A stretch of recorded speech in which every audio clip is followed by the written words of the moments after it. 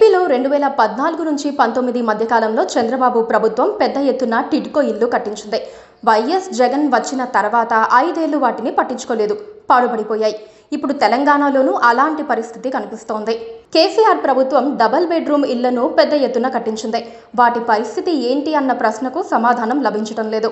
ఇప్పటికే నిర్మాణం పూర్తయి పంపిణీ కాని ఇళ్లను కొత్తగా అధికారంలోకి వచ్చిన కాంగ్రెస్ అర్హులైన లబ్ధిదారులకు పంపిణీ చేస్తుందా లేదా అన్నది ప్రభుత్వం చెప్పటం లేదు.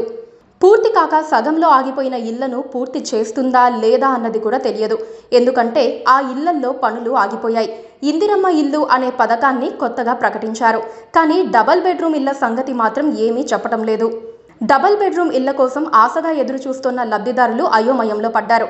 పంపిణీ కోసం ఎదురు చూస్తున్న వారు మరింత ఆందోళన చెందుతున్నారు. కొత్త ప్రభుత్వం 2 పడకల ఇళ్ల విషయంలో ఎలాంటి విధాన నిర్ణయం తీసుకుంటుందోనని ఇల్లు లేని నిరుపేదలు ఆసక్తిగా ఎదురుచూస్తున్నారు. డబల్ బెడ్రూమ్ ఇళ్లపై కాంగ్రెస్ ప్రభుత్వం ఇంకా దృష్టి సారించలేదు. దీనిపై ముఖ్యమంత్రి రేవంత్ రెడ్డి కానీ సంబంధిత శాఖ మంత్రి కానీ ఇంకా సమీక్ష చేయలేదు. వీటి సంగతేమిటన్న దానిపై ప్రస్తుతం విస్తృతంగా చర్చ జరుగుతోంది.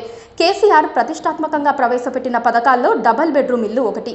ప్రభుత్వం ఇచ్చే ఇల్లంటే ఒక గదిలో ఉండేలా కాకుండా 2 బెడ్రూమ్లు 2 బాత్రూమ్లు ఉండేలా డబల్ బెడ్రూమ్ ఇల్లు ఇస్తామన్నారు. సాధారణంగా ప్రభుత్వాలు ఇచ్చే ఇల్లు 260 చదరపు అడుగుల్లో ఉంటాయి. కానీ డబల్ బెడ్రూమ్ ఇల్లు మాత్రం 560 చదరపు అడుగుల విస్తీర్ణంలో ఉంటుందని కేసీఆర్ చెప్పారు.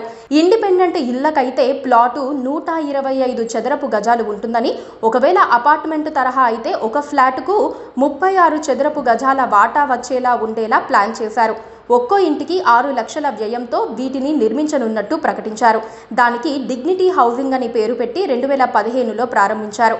డబల్ బెడ్రూమ్ ఇళ్ల పథకాన్ని కేసీఆర్ ప్రభుత్వం వేగంగా మొదలుపెట్టింది. చాలా చోట్ల ఇళ్ల నిర్మాణం సగంలో ఆగిపోయింది. కొన్ని చోట్ల అసలు పనులు మొదలే కాలేదు. అక్కడక్కడ పూర్తయినా వాటిని ఏ ఒక్కరికి పంపిణీ చేయలేదు. దీంతో అవి క్రమంగా శిథిలావస్థకు చేరుకుంటున్నాయి.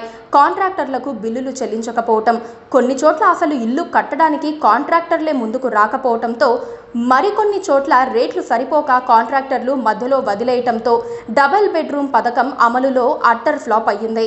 మరోవైపు భూసేకరణ ప్రభుత్వానికి పెద్ద తలనొప్పిగా మారింది. కేంద్ర నిధుల విషయంలో వివాదం ఏర్పడింది. హడ్కోతో అప్పుల గొడవ మొదలైంది. పనులు మొదలయ్యాక ఉమ్మడి మౌలిక వసతులకు కేటాయించిన డబ్బు సరిపోకపోవటం తదితర అంశాలు కూడా డబల్ బెడ్రూమ్ ఇళ్ల పథకం స్లోగా మారటానికి కారణమైంది. అయితే కనీసం 1,00,000 ఇళ్లు అందుబాటులో ఉన్నాయి. చిన్న చిన్న పనులు పూర్తి చేస్తే లబ్ధిదారులకు ఇవ్వొచ్చు. గూడు లేని వారి గోస తీర్చడానికి ఇందిరమ్మ గృహ నిర్మాణ పథకాన్ని అమలు చేయనున్నట్టు ఎన్నికల ముందు కాంగ్రెస్ పార్టీ ప్రకటించింది. ఆ పార్టీ తన ఎన్నికల మేనిఫెస్టోలో ప్రకటించిన 6 గ్యారంటీ పథకాల్లో ఒకటిగా దీనిని చేర్చింది. గతంలో కాంగ్రెస్ ఉమ్మడి ఆంధ్రప్రదేశ్ రాష్ట్రంలో అమలు చేసిన ఇందిరమ్మ ఇళ్ల పథకం కన్నా మరింత మెరుగ్గా అమలు చేయనున్నట్టు వాగ్దానం చేసింది. ఇందిరమ్మ ఇంటి నిర్మాణానికి 5 లక్షల చొప్పున సాయం అందించనున్నట్టు ప్రకటించింది. దీంతో పాటు తెలంగాణ ఉద్యమకారులకు 250 గజాల ఇంటి స్థలం కేటాయించనున్నట్టు కూడా హామీ ఇచ్చింది. ఈ పథకంలో ఆ డబల్ బెడ్రూమ్ ఇళ్లను కలిపేసి ఇచ్చేసిన పేదలకు చాలా వరకు నివాస సమస్య పరిష్కారం అవుతుంది. బీఆర్ఎస్ ప్రభుత్వం కట్టించింది కాబట్టి మేమెందుకు ఇవ్వాలని అనుకుంటారా, ఇస్తారా అన్నది వేచి చూడాల్సి ఉంది. Please subscribe to KTV Telugu. KTV Telugu. KTV Telugu channel.